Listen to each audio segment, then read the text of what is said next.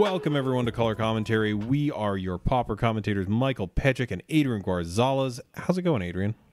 Pretty good, Mike. How are you? I'm doing all right. It's been a hectic week at work, but I'm here. Things have been happening. It's a whole thing. But we're sitting down, we're recording a little late, but we're here to bring you the Pauper news. Stuff has been happening this week, big important stuff, but let's take care of upkeep. We can move on to the big important news that y'all assuredly want to hear about.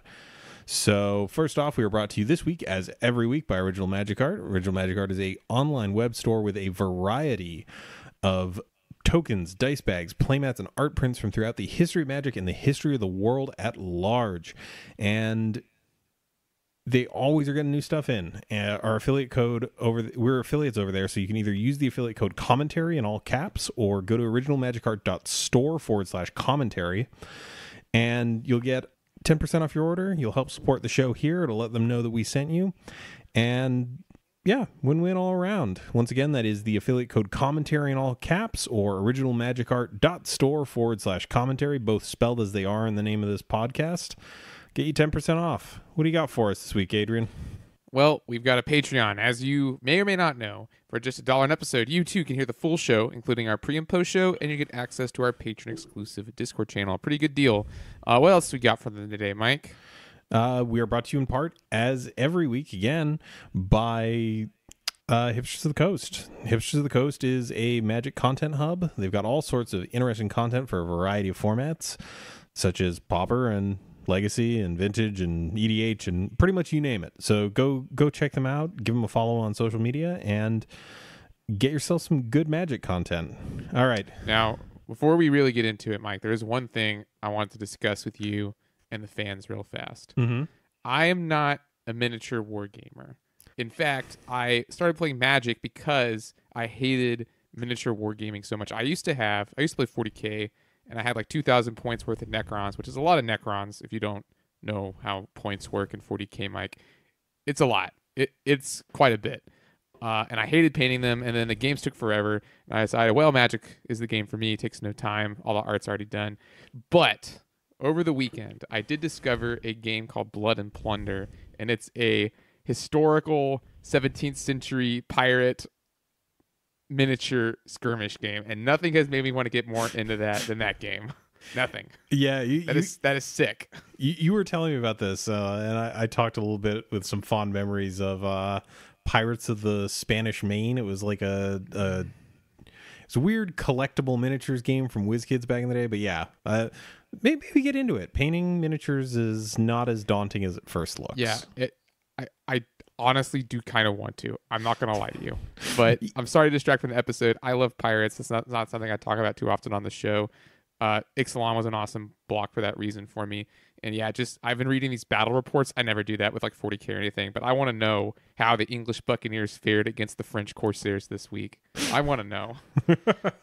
Oh, well, I'm glad you got something else to keep you occupied. All right. So you actually tossed together the show notes since I've been very busy at work. What are we talking about this week? Great question. I think that there is no more fitting subject than the top 8 of MCQ LA. If you went, awesome. It was a huge event. Ended up being a pretty diverse top 8, which is surprising to both me, Mike, and I think a lot of the Pauper community. I think we really expected the top 8 of this tournament to reflect what we saw in the challenges, namely a lot of Blue Black Delver and Boros Monarch. And I don't think Boros Monarch even made the top 8. So I want to discuss the deck lists with you. I was thinking we could read them all out, maybe not spend too much time talking about them, but maybe we can just talk about some key cards from each deck and then talk about the deck a little and then move on. I definitely don't want to bog people down with a bunch of details. Typically when we do the Paupergeddon coverage, quote unquote, we just talk about like key differences in the deck. Maybe that would be good for today. Yeah, I think not super deep dives on any of these, but there's definitely some interesting decisions that were made here, and is a little bit more off the beaten path type of stuff. Well, I guess let's get right into it. The winning deck, the deck that took it all down, Max Forlini, hope I'm saying that right, with Boggles. Right? A deck that has not put up huge results in recent years. Do you want to talk about this mana base first? Like, dude, this is the problem with Boggles. Max has run 15 Forests and 3 Crumbling Vestige in a deck that plays 1, 5, 9 white spells. No, 11 white spells in the main deck. That's crazy.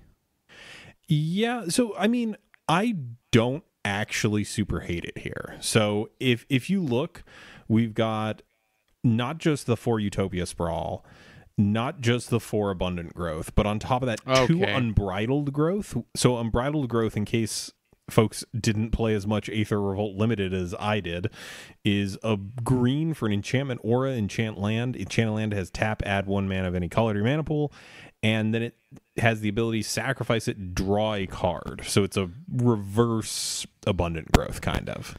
Okay, that makes sense to me. I wasn't really thinking about the mana enchantments, so that actually seems very fair. It also makes Crumbling Vestige a lot better in the late game because you don't actually have to enchant a forest with all of these. Mm-hmm. So you can sort of get more value out of the Crumbling Vestige later on in the game if you need to, or it makes Crumbling Vestige Abundant Growth not a bad play. So I don't mind it as much as I thought I would now that you've explained it a little bit. But Boggles is just one of those decks where either it can run really hot, obviously it did in this tournament, or you can just get dunked on all the time. So it's really interesting to me that it won this whole tournament. So I think the big thing with the mana base here is the fact that even though Crumbling Vestige has the words enters the battlefield tapped on it, this deck is functionally running no ETB tapped lands. Right, because Crumbling Vestige just adds the mana immediately. Yeah, like I think that gives this a little bit. It helps. It makes it so like there's going to be some percentage of games where you just lose to the fact that you can't hit a white source, and I think in this case, this player's made the decision to sort of accept that risk and reap the benefit of never having to worry about like, oh, I really need to hit my second land. Oh, it's a tapped land. I guess this will work. And like having to make suboptimal plays. This, as long as you're hitting lands, they're coming in untapped. And I do think that there's about enough fixing. It's a little sketchy, I'm not going to lie to you. But the fact that like you got 3 Commune with the Gods in here to dig through stuff, and a good chunk of the core of this deck is green, I don't hate it. I will also say, I was just talking about how Boggles, not a deck I would have thought would take first, but I don't think any of the major decks are really running like edicts anymore. The only thing I can really think of would be Standard Bearer that would really hose this deck. So I'm just running through this list the top 8 here, and I am noticing a very distinct lack of anything really approaching an edict, except for that doesn't mean it wasn't in the Swiss. It doesn't mean it wasn't in the Swiss, and I mean, okay, yeah. The further down I get, the more black decks I actually run into. So like, not 0 edicts, but definitely not a ton either. So do we want to address the whole Swiss thing now, or do we want to get into that later? Let's talk about that later. Okay. I have a whole section for that after we talk about these decks. All right. Is there anything else in this Boggles list that you're finding particularly interesting? No. The sideboard is about what I'd expect. So, well, Gorilla Shaman's kind of interesting. I think this deck's actually good against Affinity. But is what it is. I was going to say, this is one of the few decks where I'd feel pretty comfortable against Affinity, because you've got Rancors to give trample and Armadillo Cloaks to give trample. Your things are going to... And lifelink. The lifelink's really important. Yeah, like in that matchup. Lifelink to get you out of the way. And like even in the sideboard, they're running another copy of Lifelink. The only thing that kind of sketches me out is that sideboard Dispel. Because Dispel is not a usual choice. Doesn't really help you with the majority of edicts, which are going to be chainers. Does help you against Geth's Edict though. But yeah, what are you stopping with it? I mean, I think you're Ghostly Flicker, Stonehorn Dignitary. Even that is. Yeah. I mean, I guess that's a reasonable call on there. The only thing that sketches me out about it is the fact that like you can't crumbling. You're not usually going to be crumbling. I guess it lets you fight counter I see what you're wars. saying. Like You can't cast Crumbling Vestige or play Crumbling Vestige and just keep up Dispel with blue mana. It just doesn't work. yeah, like and you don't want to lock in one of your Utopia sprawls on blue. Like these dispels are the only. I guess you can cast a slippery boggle with it, but that's not like a huge justification there. And then interestingly, what do you think? Dawn Charm's kind of a weird inclusion. So it's a fog. What does it do? So it's 1 and white instant. Choose one. Prevent all combat damage to be dealt this turn, or regenerate target creature, or counter target spell that targets you. So I think in order, like regenerating a creature. Actually, no, not even regenerating a creature. Like edicts aren't gonna get stopped by that. Like all these modes are okay, but I'm not sure what matchup that's in for. Yeah, it's interesting. All right, let's continue down, and from here on out, we don't really have a solid, concrete list of who came in exactly what place. So we're just gonna kind of talk through these in the order that we've got them listed here. What's next? Blue Black Delver, pretty stock list, honestly. Don't really think there's a whole lot to talk about here. Do you? I mean, it looks like a Blue Black Delver list. Notably, as you'd mentioned, there are 0 edicts here. But I don't think that deck really plays them. I've seen them occasionally, but yeah, this deck has very few ways to interact with boggles outside of counterspelling stuff, and like it doesn't have foil, which is free, but yeah, this doesn't seem like it has a great matchup there, and this was kind of one of the decks that we expected to see here, so. Not a big shock, not a shocker of a take on this list. It's pretty much exactly what you'd expect. Next up, we've got Burn. Been doing a number on the queues lately, so not that surprising to see it here. Also a popular choice. Looks like a Burn deck. Noticeably, I think that what we can talk about here, the creatures get to Lava Runner and Thermo Alchemist. I think those are probably the best creatures. I don't really like Archer very much anymore. Mm-hmm. Also running Skewer the Critics and Curse of the Pierced Heart. We've talked about that before. But other than that, well, actually, hold on. There's Keldon Marauders in the sideboard. What do you think of that? I mean, I think it's just a different type of velocity. Like, if your opponent is a blue deck that sees that you're running a low creature count, they might side out some creature interaction, and it just gives you 5 points of burn on a 2 mana spell. Actually, the thing I want to talk about is showing up again after a long absence, Shard Volley. Have we ever talked about this? So it's a red for an instant. It's lightning bolt, but you also have to sack a land. I'm sure we've talked about it, but we should definitely talk about it now because you're right. That's not a very popular burn spell. I mean, I guess what is getting cut for it? Because it does fit the criteria of 1 mana deal 3. Flame Rift. Yeah, I don't see any missing. I don't see any needle drops. Oh, that's true. I'm not sure how I feel about that because I've played just enough burn that I know that needle drop can kind of help you smooth out some of the rougher draws. I do like the fact that there are no non-basics in this deck. Yes, I was just thinking that as well. Go on. I was going to say, I've never been a fan of the plan of running like 1 to 2 Forgotten Caves. It always feels super clunky. And apart from that, like this again is a pretty expected list. It's not running like Gitaxian Probe or other things to enable like the super early lava runner, but the rest of this is pretty much what I'd expect. Very, it's a big wall of 4-ofs, and they're all good cards.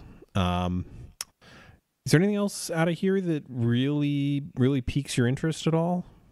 No, I think we are good with this burn deck. The next deck is someone we all know, probably. Someone we can all definitely love. It is 420 Dragon, top 8ing with Familiars. Big congratulations to you. I don't know if you listen to the show, but really, you're a player that I was like, wow, familiars, that's never going anywhere. And here you are, top 8 of arguably the biggest Pauper event ever. So you really showed me 420, and really big congratulations on the win playing your pet deck. Yeah, and out of this, this is the streamlined like blue-white version. It isn't even... It's got Dimir Aqueducts. It's got nothing to cast with them. Like, it's just a blue colorless Karoo. And also, did you spot that spicy enchantment include? Kirtar's Desire, I just noticed it. W, enchanted creature can't attack. Threshold, enchanted creature can't block. So what is this just a removal spell? I think it's just a removal spell, man. Like, what? It's what? No. Like, this is not Swords to Plowshares, but in a deck that's never planning to attack, I don't think it does a bad impression of it. Okay, I can see what you're saying here. I immediately went to Tribe. It's good against Tribe for sure. Maybe that's a matchup that's tough. I mean, it's good against Delver. It's good against a lot of stuff. You're right. The threshold doesn't even really need to be turned on. That's actually pretty cool, honestly. And by the time you're attacking with Mold Drifters, I'm sure you have threshold. So, well, you're not even attacking with Mold Drifters necessarily. Like, there's a Sage's Road Denizen here to just allow the loop. People have told me before that that's a concession to the clicks that it takes to win this deck on Magic Online. But you're right. You can just straight up win with that card. Also, like, it doesn't require your loop to be mana positive, which is a good thing. It makes it a little bit less difficult to set up, because if you're looking for one of the mana positive loops, you're going to have to hit more of the familiars. And on top of that, you're going to usually either need to splash into another color or play something like Train of Thought, which is kind of a trash card. Right. And like Sage's Road Denizen's a 2/3 for 3, which is a fine body. It's not exciting, but it's a fine body if you need it. And it serves as a win con. I really like it. Now that I look at it, I'm also looking at the sideboard. 2 copies of Guard Duty. The 4th copy of Kirtar's Desire. Guard Duty is enchanted creature has defended for W. So again, a 1 mana enchantment that you can use to stall the early game. 2 copies Aven Riftwatcher, probably very good against Burn. This is, after all, a Flicker deck. And then 4 copies of Stonehorn Dignitary, because, some decks in this format just cannot beat Continuous Fog. Yeah, I mean, like, it just... Sometimes you're going to cheese the win off of that, and that's totally fine. Like, you are a ghostly Flicker deck. And this is the one time I will say that I like the one of Mortuary Mire in the main deck. It gets back your 1 win con. You have Dimir Aqueduct, Azorius Chancery to bounce it back if you need to. Really just you also does work here. Yeah, you're right. You also just straight up have Ghostly Flicker. Really don't mind it at all on this deck. And I normally am like Mortuary Mire's garbage, but no, it's good here. And like seeing like the deep analysis and the Mortuary Mire, there's even like the fringe play of like being able to use Sage Road Denizen to mill yourself to like get some stuff back. Is there any way for you to kill your opponent with deep analysis in this deck? The answer is no, right? That only worked in Drake because the mana was infinite. The mana is infinite in this deck too, right? Yeah, with Sunscape Familiar. So if you have 2 Sunscape Familiars and Karoos, the setup's a lot harder than it was in Drake. Yeah, this is like I'm not going to attempt to explain this because it's going to make my brain hurt, and I'm going to probably get it wrong at the end of all of it. But I do believe there's a way to still go mana positive in your loop. So I guess like once you go, if you can get infinite mana, you can then just ghostly flicker a pair of walls over and over again and cast anything infinitely. So like, yes, I guess if I am correct and you can still go infinite on mana, you can still deep analysis your opponent out of the game. Sick. But yeah, this is definitely a testament to how playing the same deck for, at this point, probably a couple years, you can put a razor point on that. All right, what's up next? Next up, we got a deck that is called Oops All Instants. And I don't know if the pilot put that deck name or if MTG Goldfish named it that, but it is mono blue control. I believe it's the same name on the actual Channel Fireball site, and they were the ones who hosted the event. So I'm inclined to believe that this was the builder.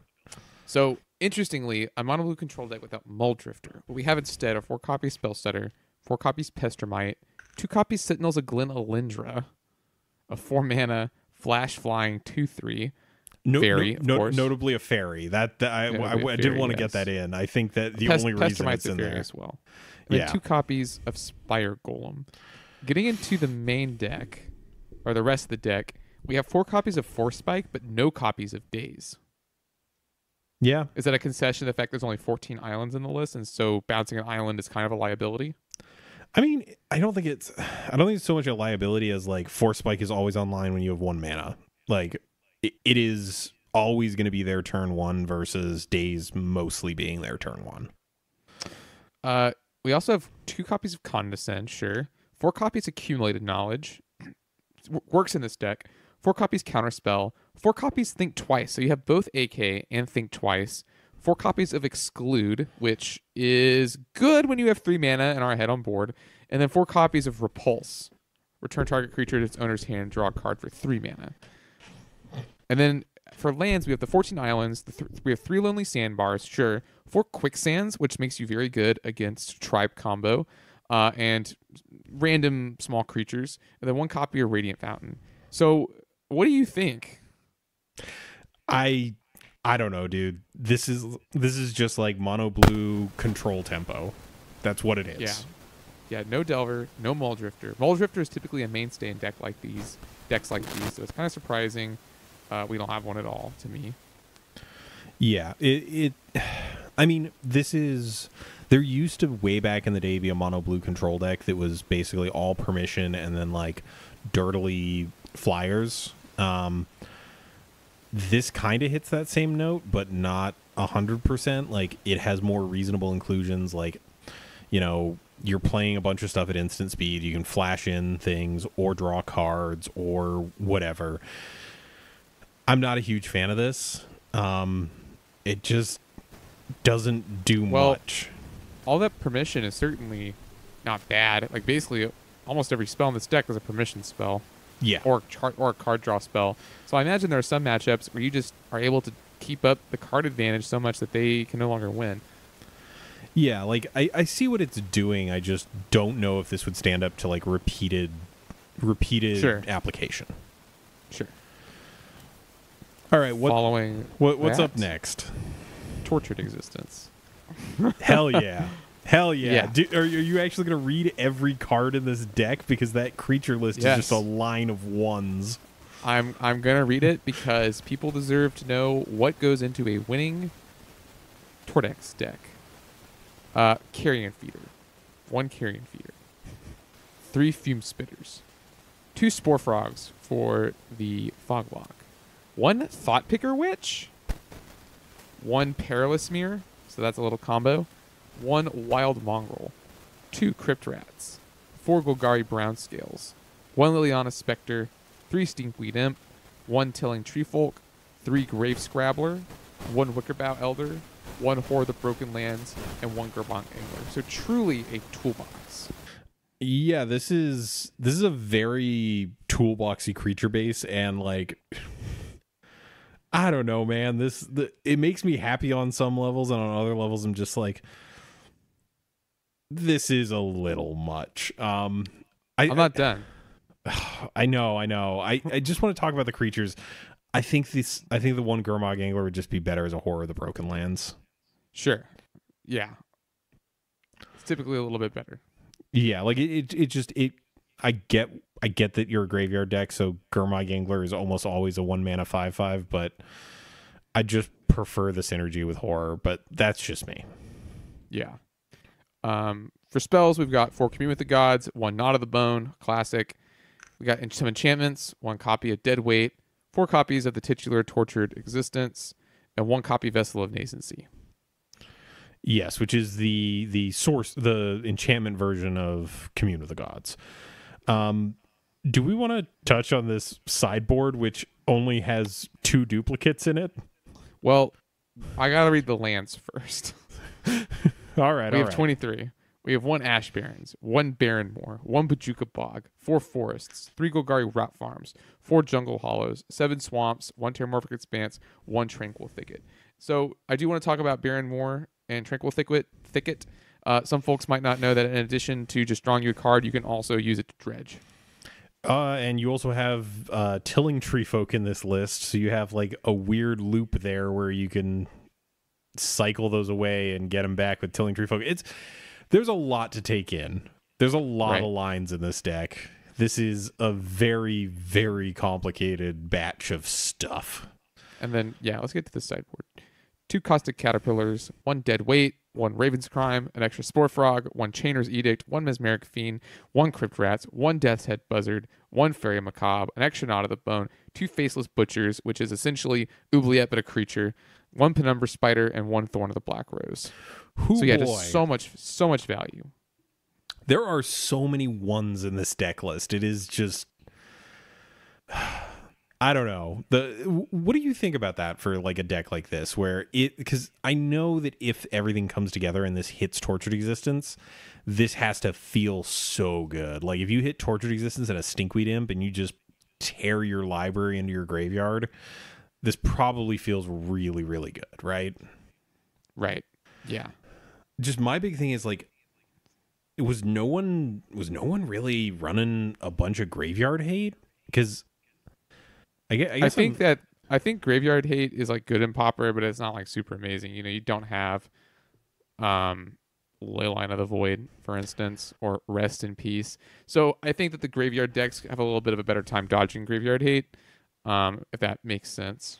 I mean, I'm looking through it, and like, there's in the top 8 at least, there wasn't a bunch of graveyard hate. So yeah, it might just not be something people are prepared for. Graveyard decks aren't super popular or really super powerful, typically in Pauper.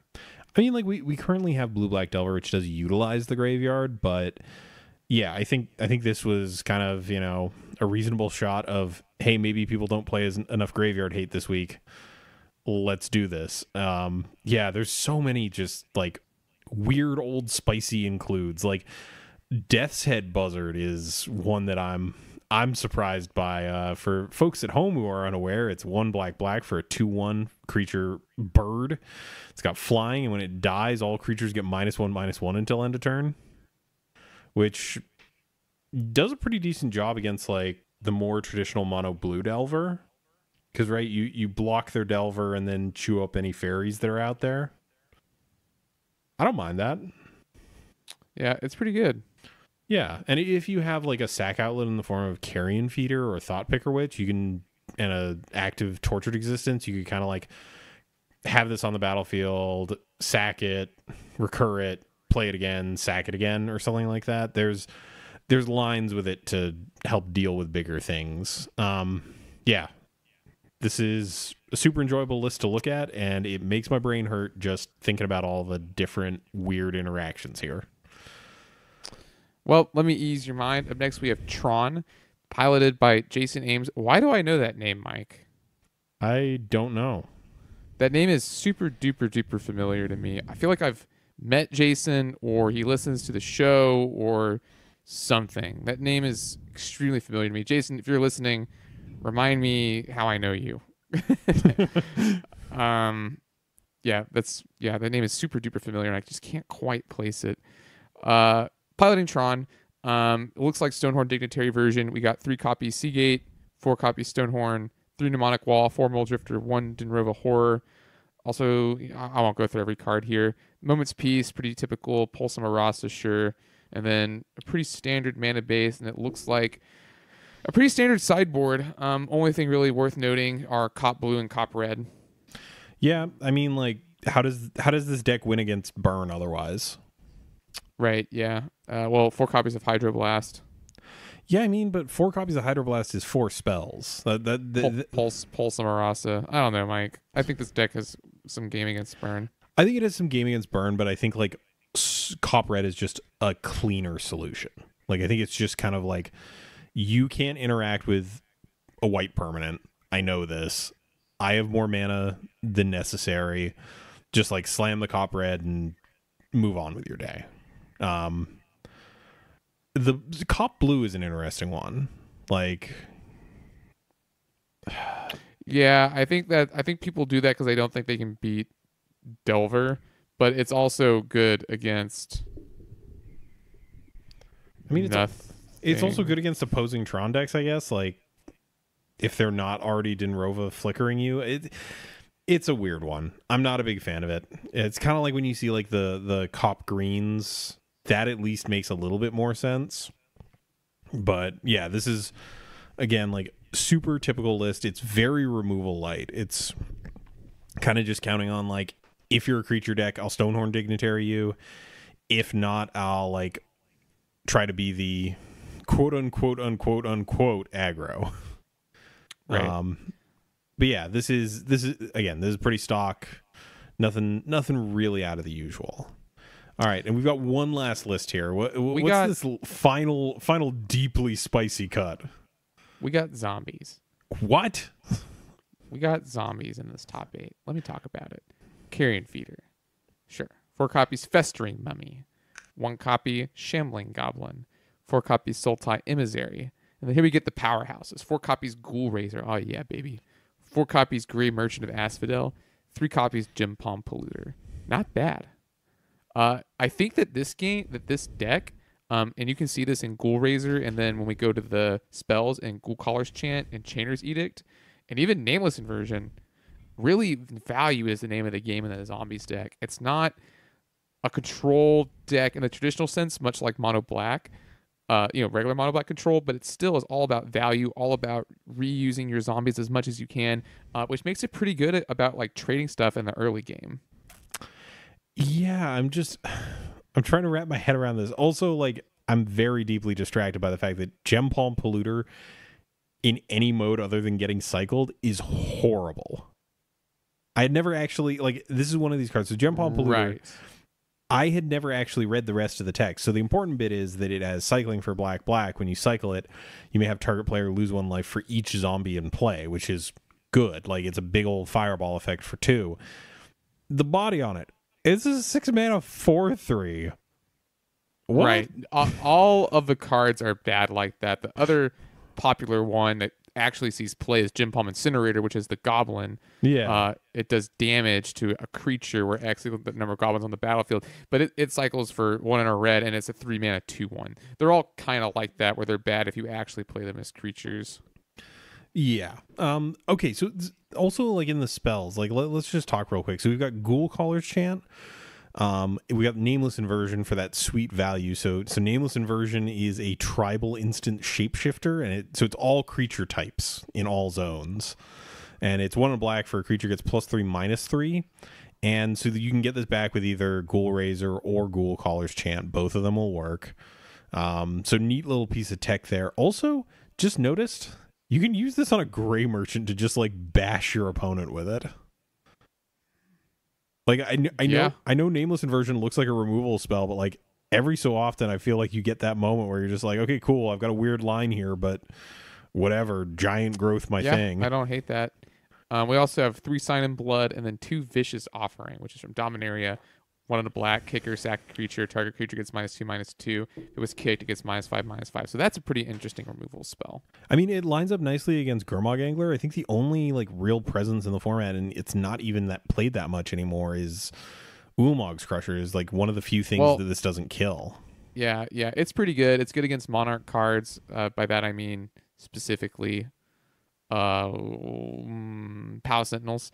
So yeah, definitely don't hate it. Can also blunt an assault. Sultai Emissary also plays really nice in this deck because it has exploit. So No. Sultai Emissary is the when it dies, you yeah. manifest. Yeah, my bad. But that makes it good to kill with your own stuff. Yeah, and we've got 1 copy of Pestilence in here, which with the combo of the fact that Grey Merchant has 4 toughness, so it survives a lot of things. Carrion Feeder can get real huge. We've also got 2 Barrymore, Bojuka Bog, and 19 Swamps, and the sideboard 3 copies Duress, 1 copy Chainer's Edict, the final one. 2 copies Crypt Keeper, which is this deck's version of Graveyard Hate. 1 of the black gets you a 2/1 zombie, sacrifice Crypt Creeper. Wow. Exile a target card from a graveyard. So not really the best. Fairy Macabre is probably just better. Sorry, go ahead. I'm not a fan of this. Like I think it's very weak. I get that you can recur it with Ghoul Raisers and stuff, but honestly, like this just feels like I'd rather play Nihil Spellbomb. Yeah, I agree with you, Mike. I think that this card's going to be a little too slow. It doesn't have the zap your whole graveyard, which I think is a little bit more important. Although typically you are only trying to get like 1 or 2 cards out at a time. But I just don't like that it costs 2 mana. I don't like. There's a lot to not like about the card. Also, how bad do you feel if like this is the random card you hit with Ghoul Razor and you don't need it? Yeah, I don't know. just not really a fan of it.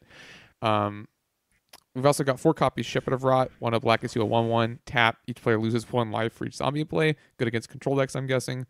4 copies Choking Sands. I was probably here to beat Tron or, I don't know, Familiars. And then 1 copy Pestilence. So the only thing I dislike about this deck, Mike, is that it does not run Thorn of the Black Rose. Yeah, I think you're not aggressive enough to guarantee that you're going to get the monarchy back from someone who gets it. Also, I'm curious about your thoughts of Shepherd of Rot in the sideboard, because in days gone by, this used to be a main deck inclusion. Do you just think that that's kind of a concession to Burn being a big presence right now in the metagame? I can see that. It's also probably not great in some matchups. I'm thinking specifically it's probably not very good versus Boros Monarch, right? They'll just kill all your zombies. I don't know how good it is against blue-black. It seems like it would be strong there because you have enough like threat diversification. Well, I don't know. They can just kill it. So maybe that's not super great. But yeah, it is interesting to see it in the sideboard when typically it's one of the ways you're winning the game. Yeah, I'd love to kind of figure out what's going on there, but like this is mono black zombies. I know Caleb Durward had been giving this deck a lot of airtime on his stream, so I'm wondering if this particular player was perhaps inspired by watching those streams to pick up this list and run with it. But yeah, admirable finish. All right, do we have anything else for these lists, or do we want to kind of transition a little bit here? Yeah, let's get into the combat step. All right, what do you got for me? Well, Mike, I can't help but notice you haven't prepared anything. I have one. It's just in my head. Okay. Wizards versus sorcerers. Which do you like better and why? And you wrote a note here. Let me just refresh, because I always forget the difference here. Intelligence-based spellcasters versus charisma-based spellcasters, Mike. Are sorcerers really charisma-based? Yes. What? Have I not played D&D in like a decade? Probably. I just like wizards, man. I don't know. I grew up with like a dad who was super into older nerd stuff, so like there's something about wizards. I just like them. Fortana, for Digyamar. I just like the old like fantasy tropes. Like as weird and like dated as it is, I still love like Conan the Barbarian and stuff like that, where it's like there's a level of like secrecy to the magic in the world. Yeah, that's my gut reaction. That's all cool. Right. The one I've got for you that I didn't write down that I should have, and I'm sorry because you could have thought about it beforehand. This one came up today at work, actually. Ketchup or mustard for your fries? Ketchup. Ketchup? I would pick mayonnaise, honestly, but ketchup is fine. Oh, hell yeah. Mayonnaise on fries is good. Yeah, I've been to Europe. What about it? I've barely been to Europe, but like mayo on fries is good. Yeah, but Mike, you're super British. That would be malt vinegar, which is also good on fries, but not as good. That's where I learned how to eat mayonnaise on it. In old London town. That's a fair statement. What if I extend that to be ketchup variants and mustard variants? Like you can have honey mustard or like Whataburger spicy ketchup. I'd still go with mayonnaise. When I was growing up, we would make mayonnaise mustard sauce called mosnieska. I think I'm pronouncing that right. It's just mayonnaise and mustard. It's really good. Yeah. All right. Cool. So that's our combat step. So wizards and mayonnaise in parentheses. Actual answer from the 2 listed ones. Ketchup. Yeah. All right. So we got 2 things after that discussion. Which do you want to take on first? Do we want to talk about the announcement, or I think we should talk about Modern Horizons and then we'll round out the show with the final discussion topic, which is about Moto meta versus paper meta and how we feel about that. All right. So, Modern Horizons is a recently announced set from Wizards that aims to print cards directly into Modern, which is neat. Yes, the two cards we've gotten a pretty sweet Planeswalker, and we've gotten a card that's called Cabal Therapist. That's just Cabal Therapy, but a creature. So Mike and I were talking before the show, and we think that this will lead to a lot of cards that are very similar to Legacy, but they're less powerful. Yeah, so I actually watched the announcement live, and the shtick here is, if you will, it's this set is getting new cards into Modern, and it will.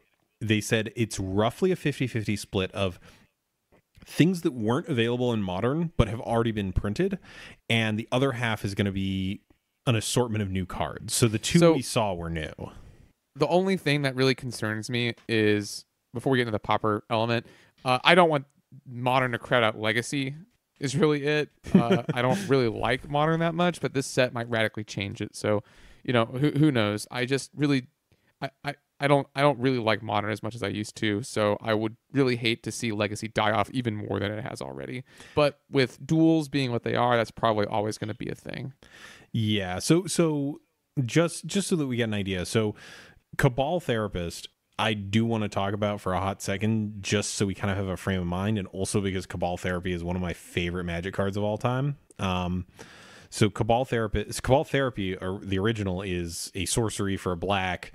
You name a card, you name a non-land card, target player reveals their hand, discards all cards with that name, and then it flashes back for sacking a creature. Cabal Therapist is 1 black mana for a 1/1 with Menace, that at the beginning of your pre-combat main phase, you have a trigger where you may sacrifice a creature.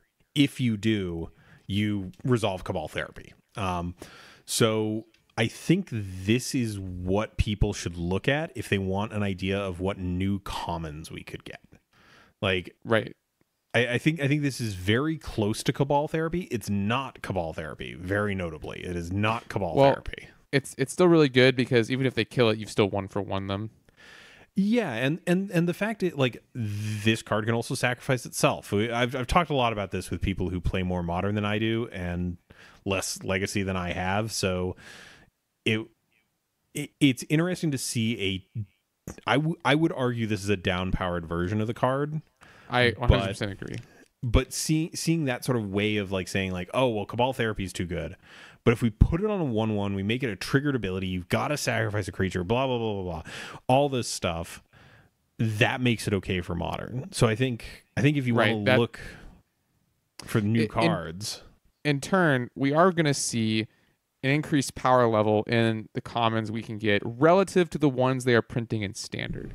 So it's really going to be, I'm excited to see the downshifts. If it's 50-50, like this is so, Mike and I were talking about the show, it's going to be so hard to predict cards for this set because half of them are reprints into Modern, which who knows what they're going to print at a common in that case. And then this is the only frame of reference we have for even beginning to guess the commons, the new ones. So it's really uncharted territory. It's going to be really, really fun. When do spoilers start coming out for this set? I am not entirely sure. I know it's a June release date. So we got like a month, maybe. Yeah, 2 months. Just to give people an idea, since we are not making any called shots here, just kind of as like a broad spectrum look. So cards that are eligible for reprints and actual downshifts. So not counting anything in Modern, nothing that's on the reserved list, nothing that is from an unset because I had to do that, and nothing that's already in Pauper. That alone is 3,858 cards. Yeah, it's really tough. So we're just not gonna try. Yeah, we obviously, like there are things that would be cool. I think the other thing here to note is people are publishing a bunch of articles right now because there's hype building about it that are predicting cards that might be included. If you see cards on these lists that are Pauper cards that you don't own and you might like to own, I might think about picking them up. Sure.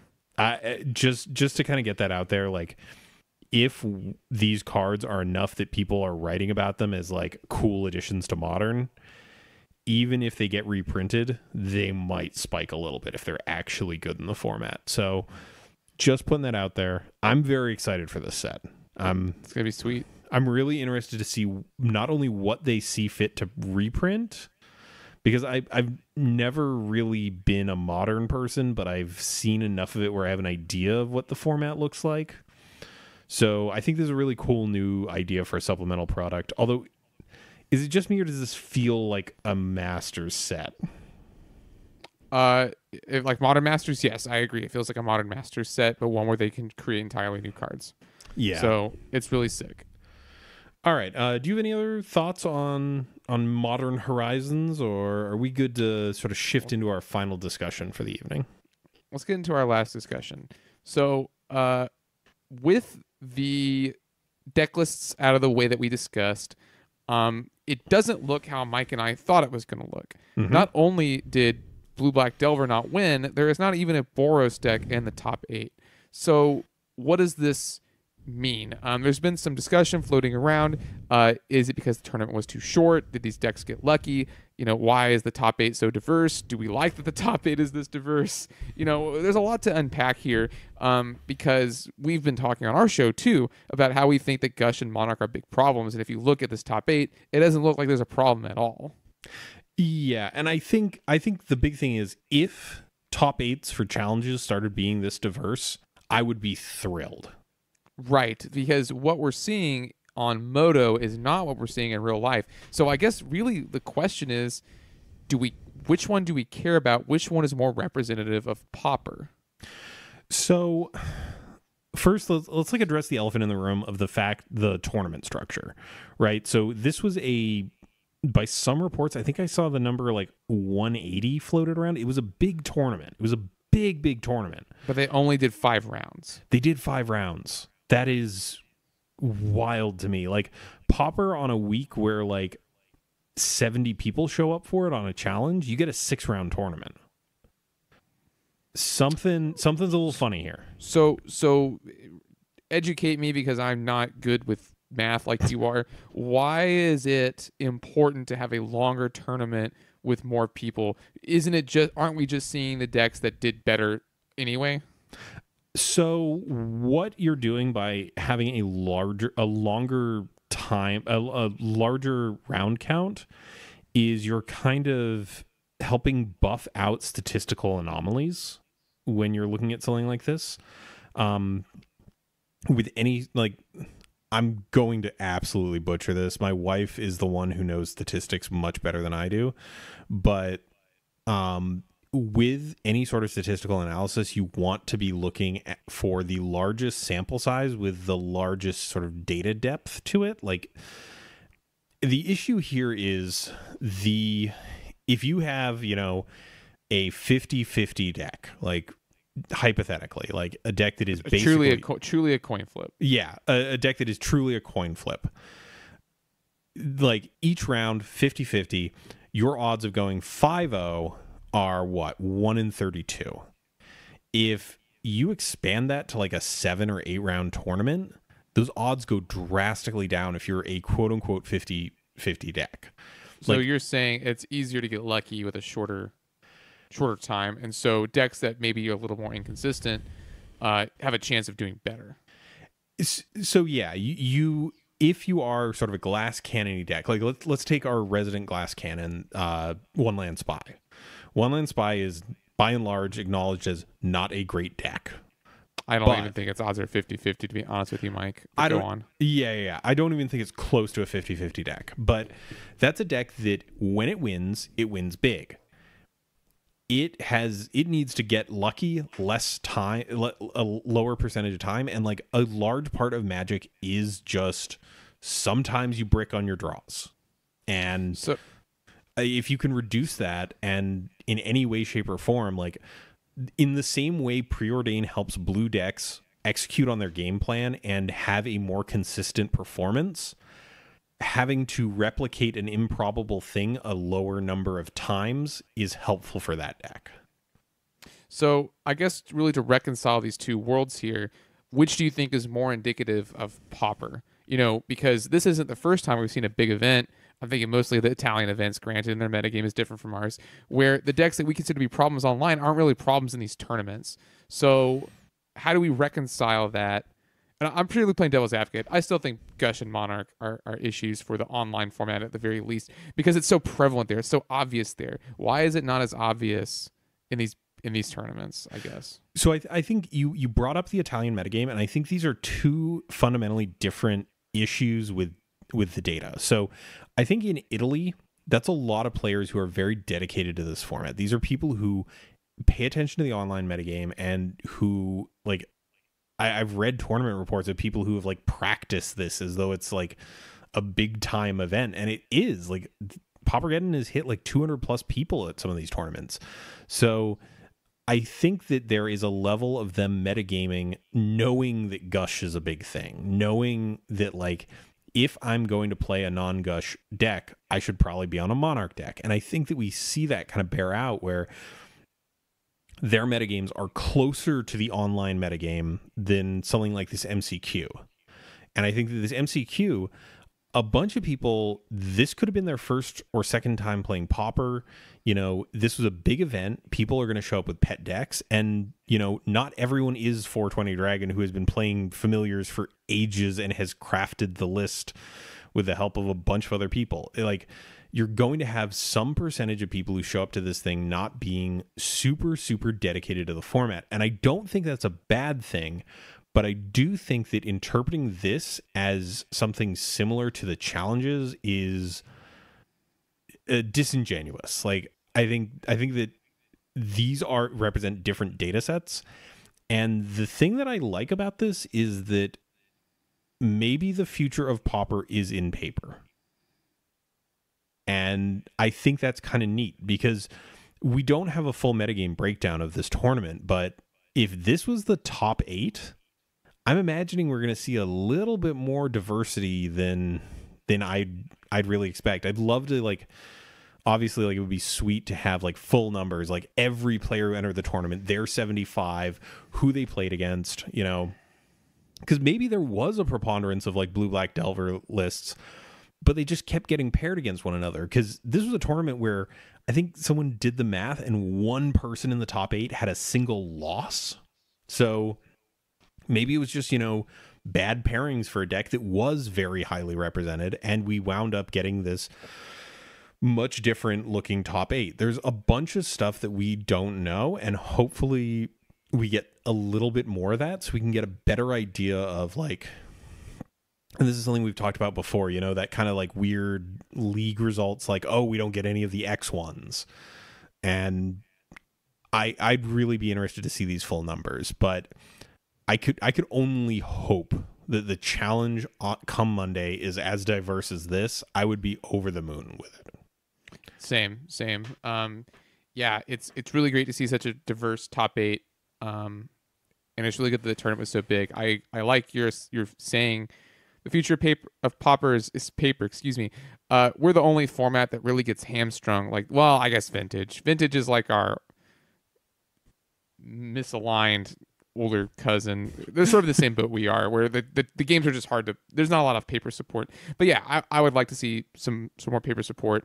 And then we can be more like a quote unquote real format where sure the Moto tournament is one thing, but people also have the metagame for local tournaments as well. Yeah, and I think the one thing that does make me really happy about this is this was one of the first, like, it wasn't WotC broadcast, but like broadcast by a large outlet. Like Channel Fireball is a big deal. There were a lot of eyeballs on that format, and Pauper got a chance to shine. And it actually showed a bunch of diversity within the format and a bunch of these really interesting decks, some of which, like, Tortured Existence doesn't exist anywhere outside of Pauper. That's not a thing. Like, it's vaguely reminiscent of, like, Rexer. Yeah, I was going to bring up Rexer, which is a ridiculous comparison, but it does have, like, shades of Rexer in it. For the folks who were playing back in the day, it's Recurring Nightmare and Survival of the Fittest, which creates another toolboxy graveyard centric green black creature-based shell. But I think that it was good that Pauper had a chance in the spotlight, and we didn't see most of the negatives of it. Now, do I think that the format is fixed and everything's hunky-dory? No, I don't. But I'm glad that we didn't have, like, as much as we might have expected 6 Delver decks and 2 Monarch decks, I'm glad we didn't have that. Yeah, absolutely. Same. I'm happy to have such a diverse deck. I'm happy to see so many pet decks. It was really a great tournament, really a great top 8. Check out the videos if you haven't yet. Yeah, and obviously if they do this again, like, and you have the opportunity to go. Like, this looked like an absolute blast. I'm really happy that the format is finally getting some sort of high level recognition, but I do think there's still problems in our format. Sure. And yeah, like, again, don't take the paper metagame, especially in a low round count event of this scale, as gospel truth. But definitely, if you are listening to this podcast perhaps for the first time because you saw something on Channel Fireball and you're interested in the format and you're doing some research and you happen to come across our little podcast, definitely go and check these decks out, build some stuff, test it out. There's a bunch of options in this format, and have fun with it. Yeah. All right. You got anything else for us? We're pretty much coming up on an hour here. You want to take us out, or? Yeah. Thanks for joining us today, everyone. This podcast is brought to us from our patrons. Please consider supporting us just like them if you like the show. Our shout out today goes to one of my favorite usernames, Puff Puff Past in Flames. Check below this video or the description of this podcast for details on where to find us. We'd like to remind you this list on a platform with reviews. They're always appreciated as they boost our visibility. If you've got a deck list or idea for a topic, you can contact us either via our website or you can email us directly at colorcommentary@gmail.com. So thanks to my LGS Pat's Games and Mike's LGS JP Comics, and of course L. He does our theme song Quantitative. You can find that and other great tracks over at soundcloud.net/ELLELLELL. Till next week, this is Adrian and Mike, and we are signing off for Color Commentary.